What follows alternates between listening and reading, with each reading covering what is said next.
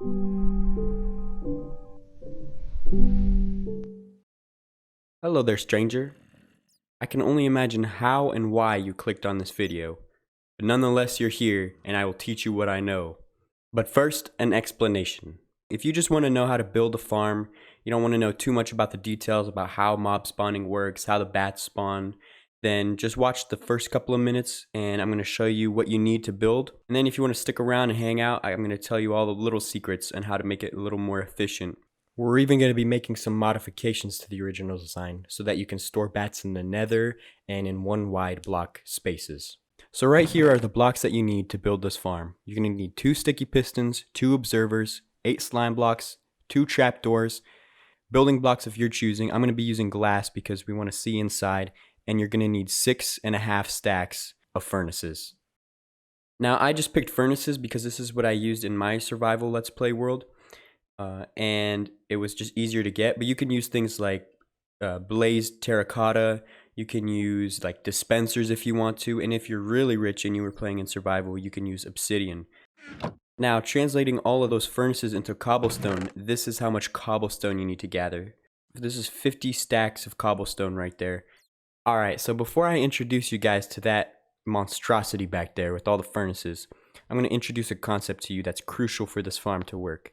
Now, if you plan on building this way deep down in the caves, if you're like in Y50 and you're building this, you don't have to worry.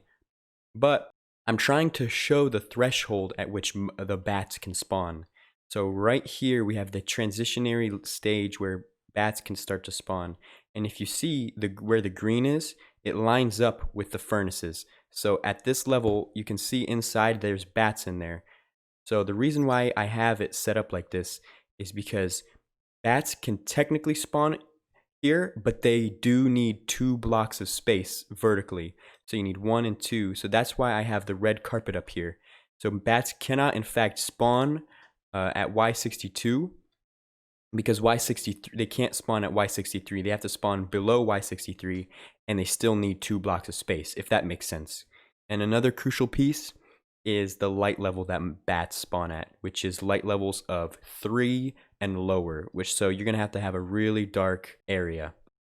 And that's the reason why we built such a long tunnel out of all these furnaces. The idea is that these spaces right here along the edges, they're actually not spawning spaces. The spawning spaces are more in the center where it ranges from 0 and then it branches out 1 light level, 2, 3, and then it breaks off at 4 and it's no longer useful.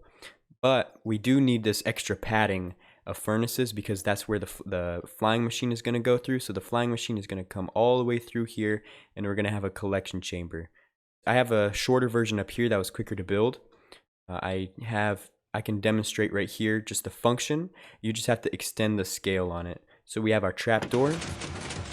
If the light level was 3 or lower, then bats would be able to spawn. And they'd get swept over into this tank where they could then fly around.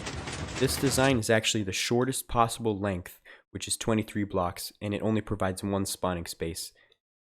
So if you want to have a really inefficient version, this is what you can make. 23 blocks from that sign to that sign.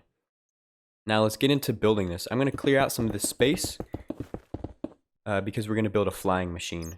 So we're going to branch it out 2, and then we're going to have to build a place to catch the flying machine. So this is going to prevent the flying machine from going any further. Now to build this, you're going to have to lay slime blocks like so. Place observers facing this way so that they detect blocks this from here and from here. And the way it's going to work is it's going to fly up to here, and we're going to have our trap door right here. And once we flick that, it's going to send the flying machine that way. Now we need to place the sticky pistons like this, and it sort of mirrors itself, and then we create an L shape with the remaining slime blocks. We have our flying machine built. Now all we have to do is give it an update and it'll go. And it's actually going to start working. I want to see if I can trap these bats. So a bunch popped out the bottom and a bunch just died, but that's sort of the premise right there. We caught 4 bats So the reason why we have this space open down here is because this tunnel is so dark that it's going to be spawning hostile mobs like zombies and skeletons. So the idea is the flying machine sweeps the bats up and they're going to perch on the ceiling and the mobs are going to get pushed down. Now that I've covered the basics, I'm going to move on to the modifications that we can make to this farm to make it a little more efficient or to be more specialized. So I'm going to try to show off two things right here. I sent it this way. It doesn't look like we have any hostile mobs. I'm going to try to do this really quick. There, that should work. So the idea is they're all going to get bounced out. And then the bat gets flown up here. And now the bat is in a 1 by 1 by 1. There we go. And then this guy, he just kind of lives here now. We trapped a bat. So there's a couple things I want to demonstrate to you guys. Bats cannot be put on a lead. So your hopes and dreams have been crushed. I am sorry. And boats don't work either. You can try all you want. It's not going to happen. And in the same vein, they cannot go into minecarts. Additionally, water doesn't really affect them.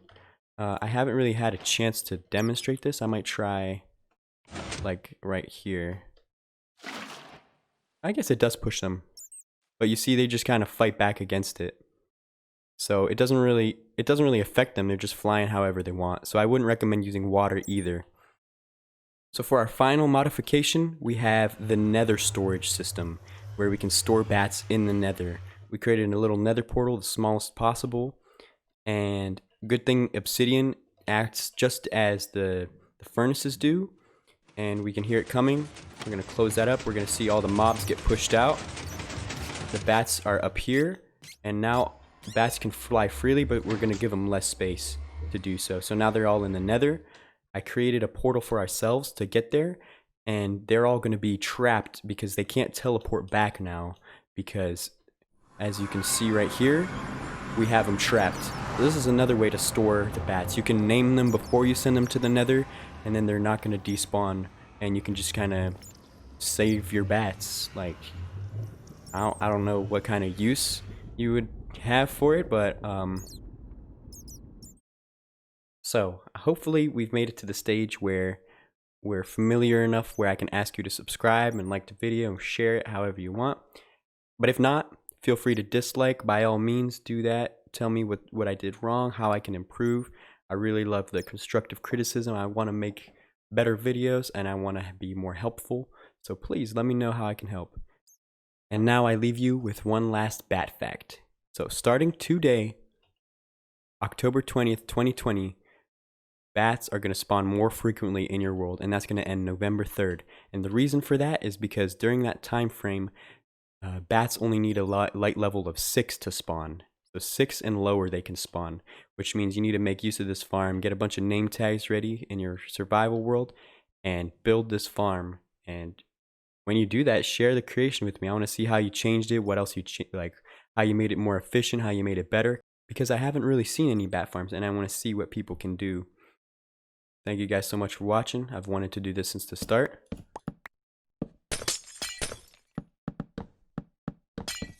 Have a good day. Bye-bye.